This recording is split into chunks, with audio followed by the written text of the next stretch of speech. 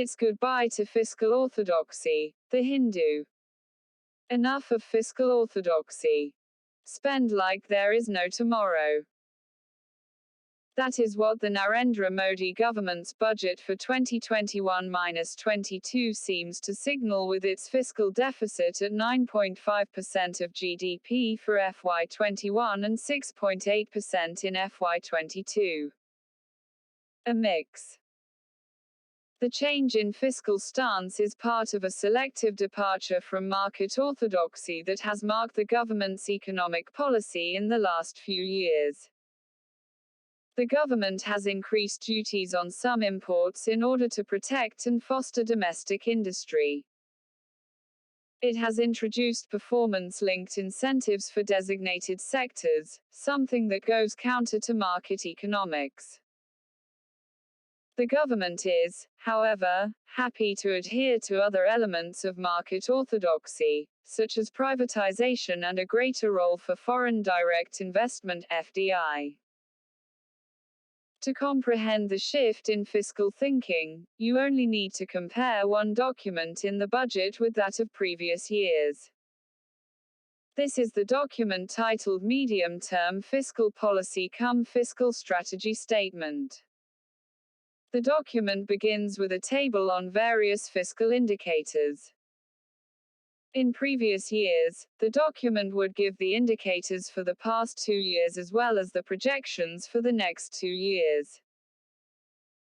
The idea was to show that the economy was moving along a fiscal consolidation path, with a fiscal deficit of 3% of GDP as the eventual target. In this year's budget, the yearly projections are missing. All we have is a commitment in the finance minister's speech to lower the fiscal deficit to 4.5% of GDP by 2025-26. For well over a decade and a half, we have kept up the pretense of attaining the deficit targets set out in the Fiscal Responsibility and Budget Management (FRBM) Act 2003. In this budget, the pretense goes out of the window. The finance minister has promised to introduce an amendment to the FRBM Act to formalize the new targets. Moving away from framework.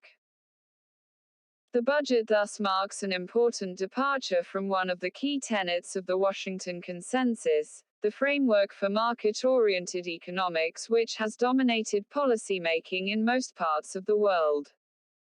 Macroeconomic stability is central to the consensus. Macroeconomic stability means that government budgets need to be broadly in balance so that borrowings to finance the deficit are kept to the minimum. Austerity became something of a mantra. It has been bitterly contested in recent years, especially in Europe, but austerity won the day until the COVID-19 crisis struck. The economic survey that preceded the budget laid the groundwork for a departure from a rigid adherence to fiscal consolidation.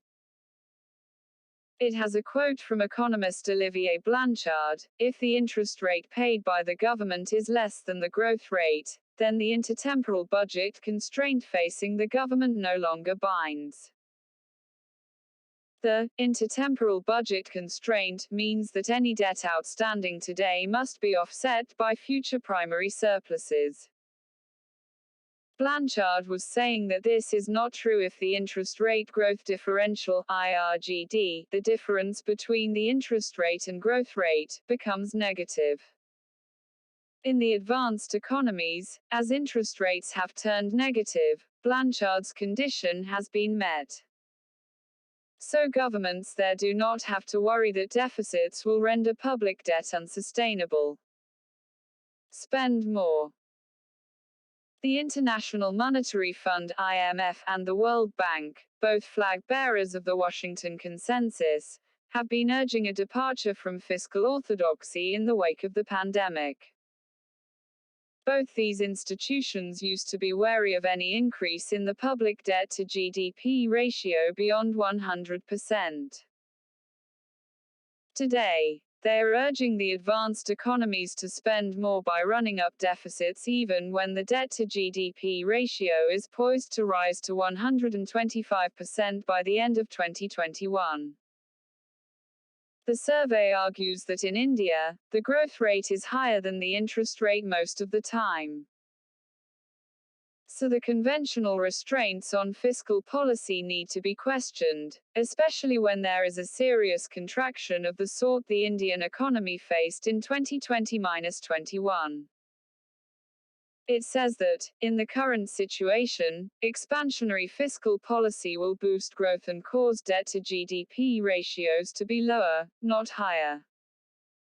Given India's growth potential, we do not have to worry about debt sustainability until 2030. These points are by no means novel. The conditions for debt sustainability are well known. However, the survey's line was not accepted in the past. Indian fiscal policy has adhered to orthodoxy even during a downturn, such as the one we faced in the years preceding the pandemic. An important consideration was the fear that the rating agencies would downgrade India if total public debt crossed, say, 10% minus 11% of GDP. That is a risk that cannot be wished away unless the rating agencies have decided to toe the IMF World Bank line on fiscal deficits.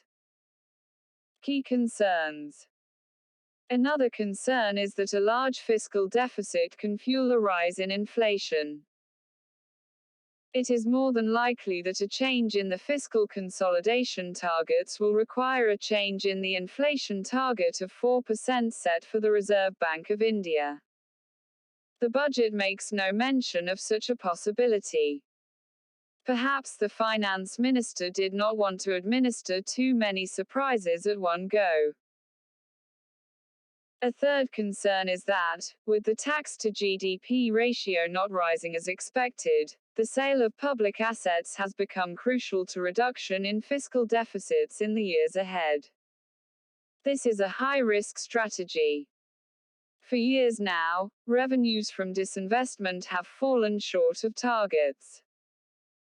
The sale of Air India, which was begun in 2018, is still dragging on. We need to face up to an important reality. Large-scale privatization is not easily accomplished in India. Selling public assets cheap is politically contentious. There will be allegations of favoring certain industrial houses. Public sector unions are a vital political constituency. Privatization of banks raises concerns about financial stability. Job losses from privatization are bound to evoke a backlash. Privatization means FDI. Moreover, large-scale privatization almost always involves substantial FDI. In Southeast Asia and Eastern Europe, privatization of banks meant a large rise in foreign presence in the domestic economies. Atmanirbhar Bharat connotes greater self-reliance and stronger Indian companies. How does the government reconcile a rise in FDI with Atmanirbhar Bharat? If the nation's political economy came in the way of our meeting the FRBM targets, it is also likely to pose an obstacle to large-scale privatization. A departure from fiscal orthodoxy is welcome. But the government needs to think of ways to make it more sustainable. T.T. Ram Mohan is a professor at IIM Ahmedabad. Email: tramahan28@gmail.com